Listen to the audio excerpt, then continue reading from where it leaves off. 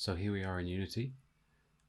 We've got a new scene open. The first thing we're going to do before we start adding things to it is to set up the Mixed Reality Toolkit. We're going to simply add it to the scene and configure from the drop-down menu. And in this game object, you will see that you need to select a profile. Next thing we'll do is check a couple of project settings. I'm using the .NET backend. It doesn't matter if you use C++ for this. In the publishing settings, you want to make sure you've got the internet client selected, also microphone, and spatial perception. And finally, we're going to make sure that virtual reality is supported, and we have included the Windows Mixed Reality SDK below. So let's start with the first solver. The first thing we're going to look at is the Orbital Solver. And to illustrate this, I'm going to make a moon that orbits your hand. So, first of all, we'll create an object that will be the moon. And here in the resources folder, I'm going to add a texture to it. And onto it, we're going to add a couple of solver components. The first one, which all of them will need, is a solver handler. The solver handler has a few properties. The first is the track target type. For this, since we want the moon to track our hand, we will use a control array, and we'll choose the left hand.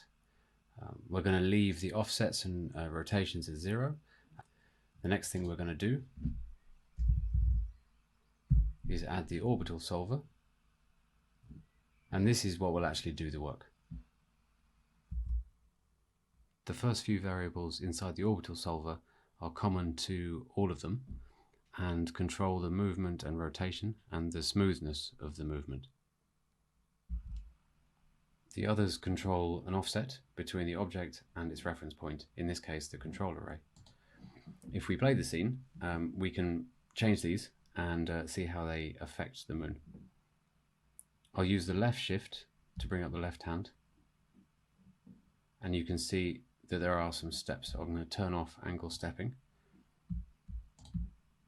to give it a smooth motion, and I'll adjust both move and rotate linear interpolation to slow it down a bit. Smoothing can be turned off altogether using this checkbox, and the lifetime you want to keep to 0. This will be used later on, but for most objects that you want to remain in the scene, you want to keep that at 0.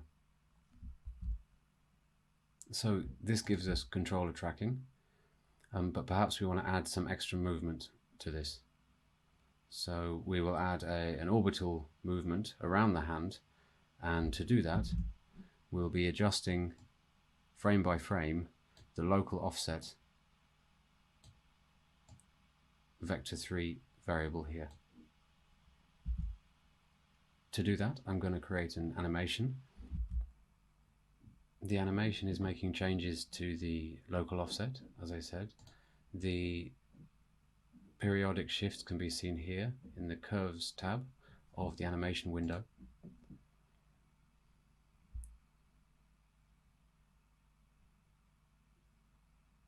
And you'll see that just by adjusting